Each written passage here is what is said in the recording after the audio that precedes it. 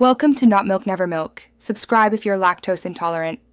In this video, I will explain how to make garlic bread, full guide.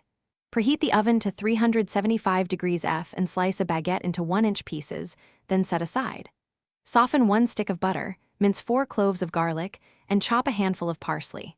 Mix butter, garlic, parsley, and 1/2 teaspoons salt until smooth. Spread the mixture evenly on each slice before baking for a crisp, golden finish. Warm hello, let's make the garlic butter that makes garlic bread irresistible. In a bowl, combine 1 stick softened butter with 3 to 4 minced garlic cloves. Stir in 1 tablespoon finely chopped parsley and a pinch of salt for balance. Mix until the texture is smooth and spreadable, tasting as you go so the garlic level suits you. This step sets the foundation for bright, buttery, garlicky bread with consistent flavor.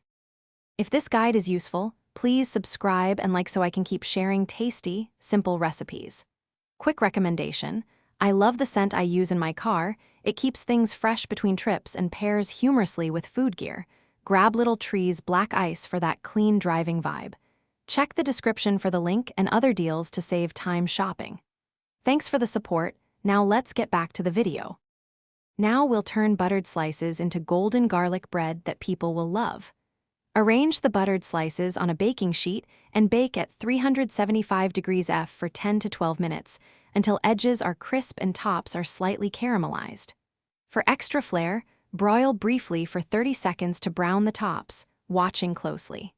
Serve immediately, hot from the oven, with optional grated Parmesan or a light lemon squeeze to brighten the flavors for a crowd-pleasing side.